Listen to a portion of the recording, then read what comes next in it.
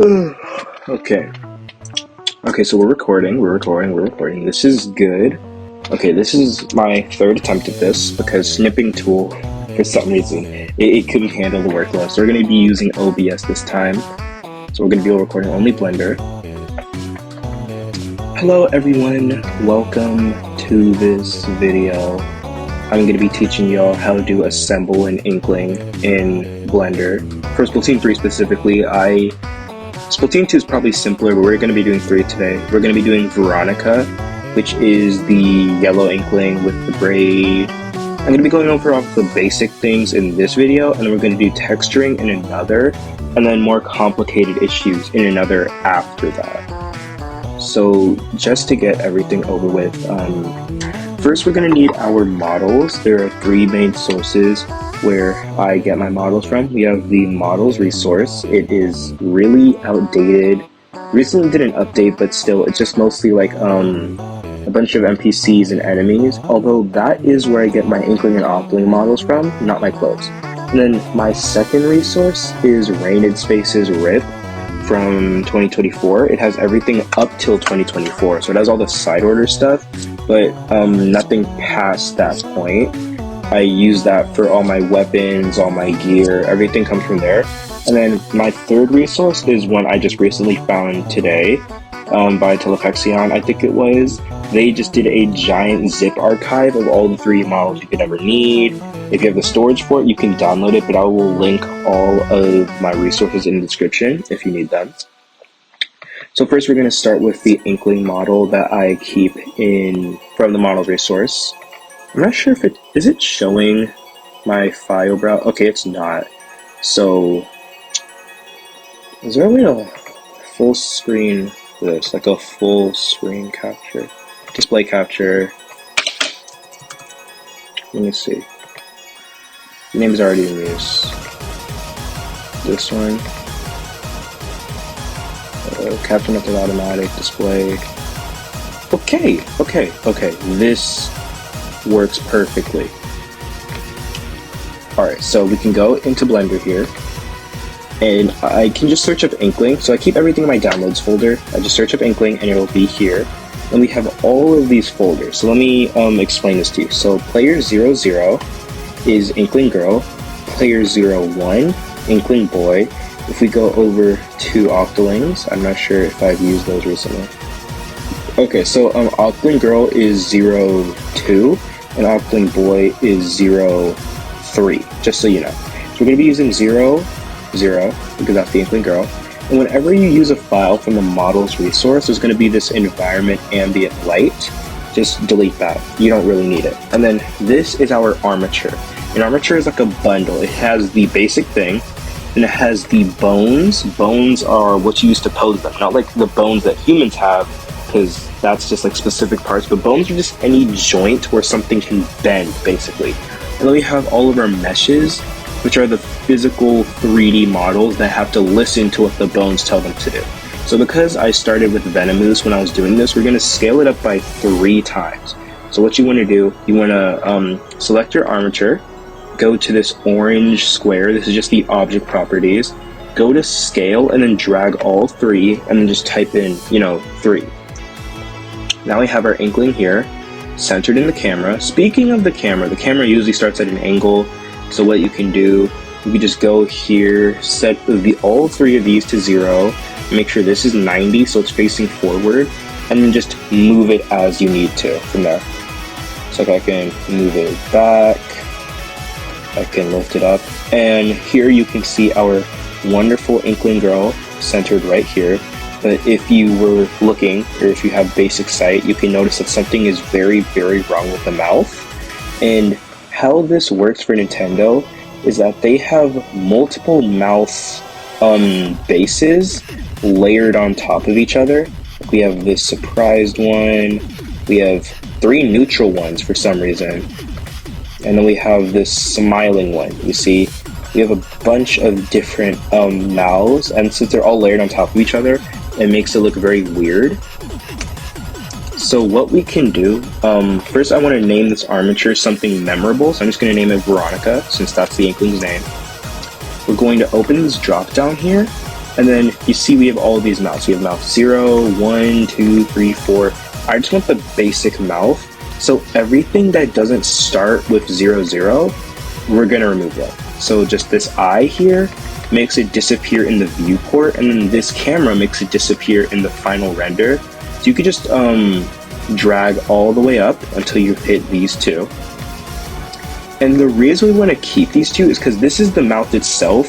This is the inside of the mouth, this one. Like, not the tongue or anything, but like, you know, because the inside of an Inkling's mouth is just their ink color, but a little darker. That's what that there is. If you want to delete these, you can, but if you want to like make an animation where it switches between the mouth faces, then don't. And something I like to get rid of is the inner model. It's just this here. Yeah. It helps with sometimes, but it's not going to be useful for this one. I just do it out of habit. So now that we have our Inkling, what we want to do is to start putting clothes on them so they're not bald and naked, of course. So we're going to select the armature here, go to the dancing little man, which is just data, and then for here, we want to use in front, because all the bones right now, they're kind of like inside of them, so you can't see them that well, but if you make them come out in front, it's a lot easier to view the bones. So then from here, we want to select the armature, go up here and select pose mode, which as it suggests is where you can pose them. You can do the silly waist thing, TM, where you just wiggle their waist around. What we want to take this bone, which is their head bone, and Shift S, which will bring up this menu here, and then 2. Now what this does, it moves this little red and white circle thing called the 3D cursor. It will move it to the bone, because what we're going to do, we're going to get all the stuff and tell it, hey, I want you to go to this little circle here, so it looks like the stuff is attached. So what we're going to do, we're going to go to import DAE, and then we're going to go to HAR, you see? So HAR just stands for hair, and we have this whole list. Now for you, it's just going to be like hair, squid, and then a bunch of numbers.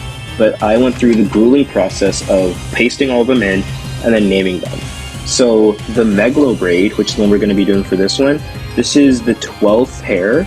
And then you see we have one for male and one for female. Now since this is a female, we're going to be using this one. Remove this light thingy. And I'm going to name it just like braid, so we know that this is what it is. And then scale it up by 3. And then now we're going to do Shift S and then 8, selection to cursor. Now you see the hair is on their head. Now it's not attached to their head, because if you move them around, they lose the hair. But we're going to fix that later once we have everything. Okay, did not mean to do that. Once we have everything on the model. So next is the eyebrows. Now Veronica has the eyebrow with the cut in it. We have this list here. So 0, 0 is just the basic eyebrow, 0, 1 is the one with the cut on it, 0, 2 is the thick one, 0, 3 is the skinny one. This applies for all species and genders, that's just the categorizations. So we're going to use this one, delete, eyebrow, scale you up, and move you here. And now we have the eyebrow on the model. Now we're going to get the headgear. I got this one from Ranidspace. Wait, did I? No, I got this one from the model resource. I'm just going to go to downloads and then the cephalopods here. Whoops. We're going to delete this light, name you pods, scale you up by 3, and then put you on. And you see, this is all that we're going to be doing with the head at the moment. So now we're going to click Veronica, go back into pose mode, and select the waist bone. Now that's fine. Okay, if you want to see what bone is which, just look in the top left corner and it'll have the specific name right here. So we want to grab the waist bone, do Shift S2, go out, and now we're going to get the shirt and the pants. So, Galata, because the people who made it were very, very nice, they decided to put the basic shirt and the basic shoes in the Inkling, like bundled in. We can just go to clothes. This is how they're written internally. And this would be a good moment to tell y'all about how it works. So CLT is clothing, SHS is shoe, and then I think it was HED. Okay, HED is headgear. These are the prefixes for internal, and then they have additional prefixes after that. So if we want to go into Inkling here, TES is t-shirt, and this is the 63rd t-shirt. And then SHI, I have no clue what that stands for, but I'm going to assume it's just shoe, and they just didn't spell it right. You can go into t-shirt, 63, which is the tri-shred T, or the basic one. So I'm just going to name you T, scale you up by 3, and then we're going to do Shift S8. And now that the shirt is on, you can, see. And then we're also going to grab the pants. And like I was saying earlier, how the hair is just a bunch of numbers, the pants are also a bunch of numbers. And I haven't named these yet because they don't really have names.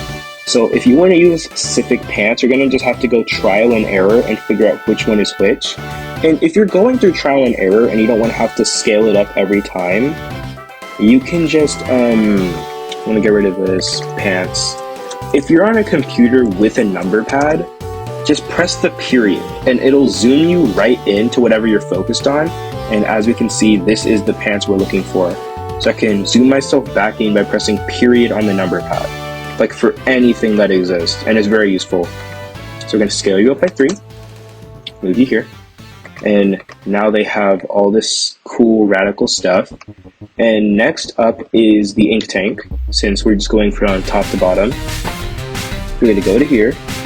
There's 2 ink tanks. We have ink tank simple, which is just a normal ink tank, and then co-op, which is salmon. So we're gonna grab this. Here we are. Tank. Okay, so this one is gonna be done a little differently. So we're not gonna bother moving this one for now. I'm just gonna put you off to the side. And then lastly is the shoes and the weapon. So we're gonna do, actually no, first we're going to mark this.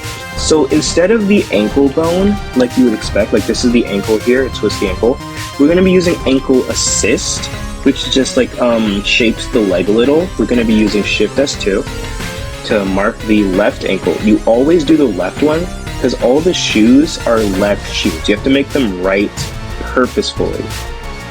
So we're gonna go here, shoe, remove this light, and I'm just going to name this shoe left. There. And then we're going to do this, and now Shift S8, and you see we have a wonderful shoe on the leg here. So what we're going to do, before you duplicate it, if you just do Shift D, it'll only duplicate the bone. So what we have to do, right click this, select hierarchy. It selects everything attached to it, including the meshes, and then Shift D, and then you can just move this wherever, it doesn't really matter. But if you want to move it onto the foot prematurely, well, it won't really matter to begin with. So we're just going to move it over here, Control M, which is mirror, and then X, which mirrors it on the X-axis. And then what we want to do from there, rename this to shoe right. That I is capital, okay. And then Veronica, go into here, and then ankle assist R. Shoe, the right shoe. We don't need to select hierarchy for this one because the mesh already follows the bone. And then Shift S8, and now both of the shoes are on. You see, we have both of these. And then the last thing we want to do is get the weapon. I got the weapon from Ranids, but all the weapons in there are already day files. So I can go here, try stringer. I'll just name you stringer for simplicity. Scale you up to 3. And then weapons are also just a smidge different.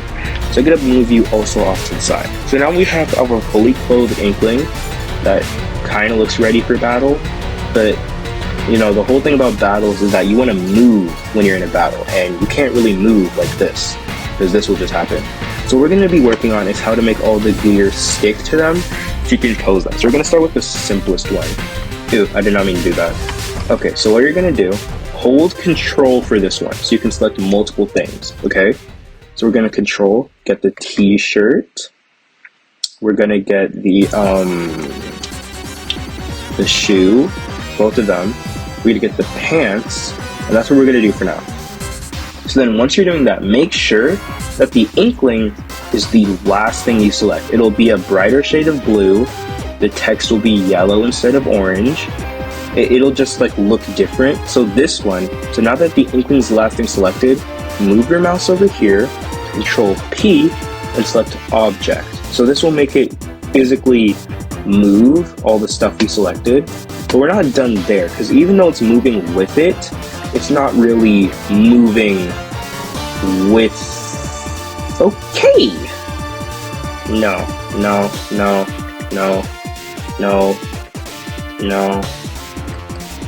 Okay, as I was saying, it's not really moving with it. All this stuff is just staying stuck where it is. So in order to fix that, we're going to use these handy dandy things called modifiers.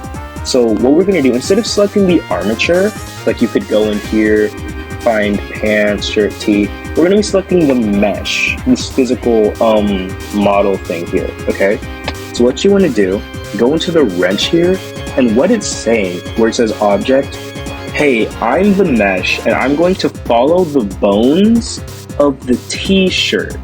But we don't want that. We want it to follow the bones of the Inkling. So what we're going to do, we're going to select this and then go Veronica. So now it follows what the Inkling's bones say rather than its own bones. And for this reason, you have to do this like facing straight ahead. Like you can't put the Inkling model, rotate it, and then do all of this unless you rotate everything and then attach them. But even so, that's a bunch of extra effort. So you just have to make them like as they are. That's how I like to do it. So we're going to do the same for the pants, Veronica. And what you want to do is you have to do this for every mesh, because like the shoes here have more than one mesh. We have this part of the shoe and then this little sticker on there. So we're going to have to do it for that one as well. So for the shoe, we're going to follow Veronica, a little sticker here, Veronica. This shoe is Veronica. And then the sticker on this side, I mean, is it? Oh, it's over here. Okay. And then Veronica. So now if we go into pose mode, select Veronica, pose, now all the clothes will actually follow their body. But of course, as you see, the shoe is still following the left foot. That's because the shoes are coded to follow the left foot. So what we want to do, go to each shoe mesh. So we're going to select the main part. Go to this triangle here called data, and you see all three of these has ankle assist left, ankle at left, and then toe left. So we're going to just double click on it and make it an R instead. That's all we have to do. And then we got to do the same for the sticker.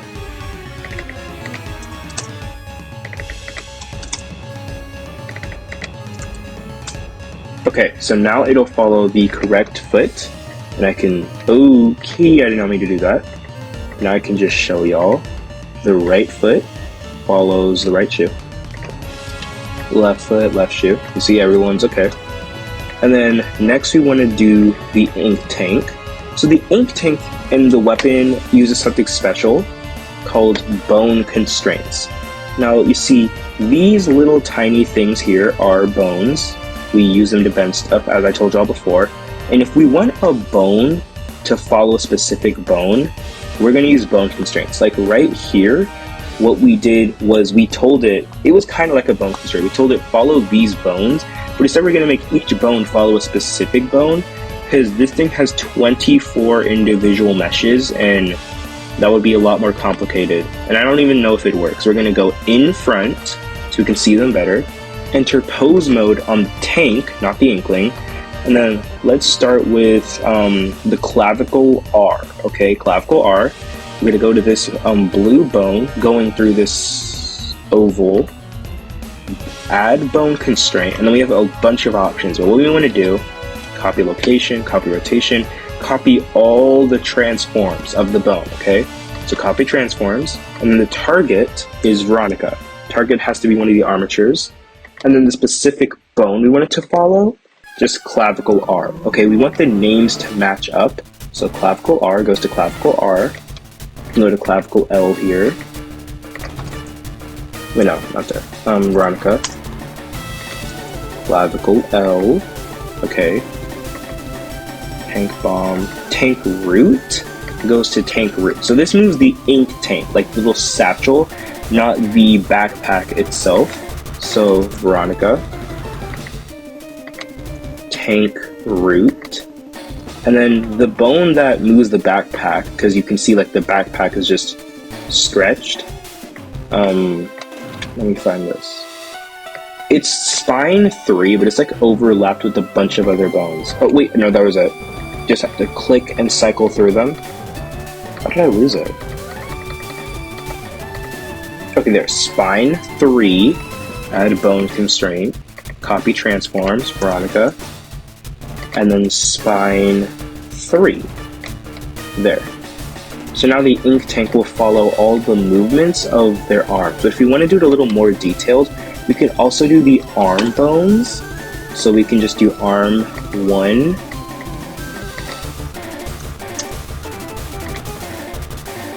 One R, and then this one as well. Arm 1 L. So now it's going to be even closer.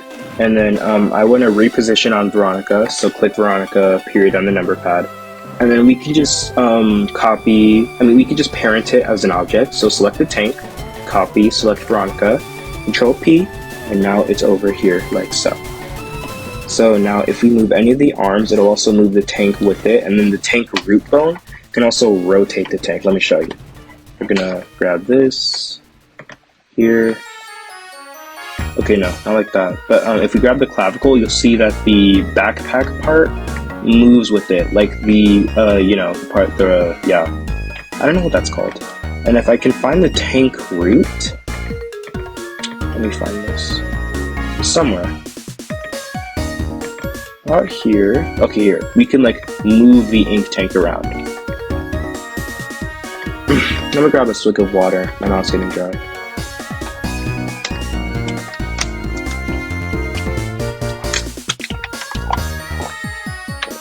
This is a reminder to hydrate when you do Blender. Okay, so next is the weapon. We're going to grab the weapon. We're going to also make you go in front. And for every weapon, it has a root bone. That root bone has to connect to something on the Inkling. So we're going to click, oh, okay, it's this bone. So we're going to go to bone constraints, copy transforms, Veronica, and then each hand has a weapon bone. So we're going to go weapon R. The only times you need to use weapon L is either if your Inkling is left-handed, like if it's an OC, or if it's a dually, in which you have to, use both. So we're gonna make you no longer in front, and you see it's kind of poking her head. So what we're gonna have to do, we're gonna go into Veronica's model in pose mode, and we're gonna have to find the weapon bone. So which one would it be? It's not one of her finger bones. It's somewhere in here. Let me see. Okay, this one here. This is the weapon R. What we're gonna do, we're gonna rotate it 180 degrees or so. But you see, if it's not perfect and you want a specific angle, go into the green bone. It's like the object, this orange crate, but for the bone specifically. So I'll just set you to 180 degrees. Set these to 0, and now she's kind of holding her tri-stringer more properly. Like, of course, you're gonna have to shift it around when you're posing, like make it go up or down or like more into their hand, but this will suit us for now. This is fine. And what we're gonna do, the same thing as last time, select the stringer, copy, select Veronica, and then parent it. Okay, I think I'm like 20-ish. I don't know how far, I think I'm 20-ish minutes into this, so I'm making good time. So then after that, we're going to do all the head related stuff. So go into Veronica's pose mode, select the head bone, which is like, we did it earlier, it's at the root of the neck. And then what we're going to do, go over here, copy select the headgear, which is the AirPods, and then the hair, which is the braid, and then make sure to go back to Veronica, so it's the brightest shade of blue, yellow text, and then move your mouse over here, Control P, and then bone relative. It's not moving exactly with the head, but it's moving in relation to the head. So you see it'll tilt with it. Although the hair doesn't really have any physics, so it's just going to be like that, basically. And then lastly, we have to do the eyebrow. I'm going to grab you. Go into the eyebrows pose mode. No need to make them in front because there's only 4 bones, we could already see them. The eyebrows use bone constraints as well. So go to bone constraints. I'm selecting the head root. I'm going to type in Veronica for bone, head. Okay, go here. This is the right eye blow. I don't know what's eye blow and not eyebrow, but it is what it is. Veronica. Head, eye blow, L. No, R, my bad. And then head, eye blow, L. We're gonna do the same thing. Veronica, head, eye blow, L. And then head intercostal, which is just in the middle. So I can just type in intercostal. There's no other bone like that. And then I don't know why for me, but I always have to test it out because if I try to do it otherwise, it physically won't work. So I'm going to go into here, and as you can see, we can furrow her eyebrows, we can lighten them up, we can give her an assortment of expressions. And we could also use the cheekbones here to, like, you know, like that, I guess. That's the thing you can do. And then once you're done with that, make sure to parent it to her. So press the eyebrow, control, make sure Veronica's the brightest shade of blue, and then parent. Because by the way, if you don't make it the brightest shade of blue, then it'll do it the other way around, and we don't want Veronica to follow the eyebrow. That wouldn't be right. So yeah. And now our Inkling has all their clothes, all of like the weapon and such. And I think that's where I'm going to wrap it off for today. I'm going to do a second part for shading if my computer allows, because it kind of is an old computer. I don't know if using OBS and Blender at the same time is doing wonders for it. But let me just show you some stuff before you go. So how to open mouths. Opening mouths, I did not know how to do this for literally a year. Like I could not open the mouth under any way. So how you do it, there's a bone inside of their head. It's mouth Joe. You can rotate it like so, or you can move it down. Like you can't just, because if you rotate it too much, it'll do this, and we don't want that. So what you're gonna do, you can rotate it a little, you can move it up and down a little, but you have to do both generally. Like you see, this is a lot better than what was earlier. You can move the ears if you want to, although the AirPods don't move with it for some reason. Like the ears are rarely moved in game, so you don't have to worry about that much. If the eyebrows, you can raise the individual ones with 2 sides, so you can do this. This is silly. Is there anything else? I don't think so. Just like the wrist, when you're posing weapons, the wrist moves the weapon as well. So you have to move the weapon and then move the wrist on top of that. The weapon bone supplements the wrist, not the other way around. And yeah, I think that's it. Just make sure to save. Control S. If you don't save, then you can lose your stuff. Yeah, that's it. Thanks for watching. Part 2 comes out whenever part 2 comes out. See ya.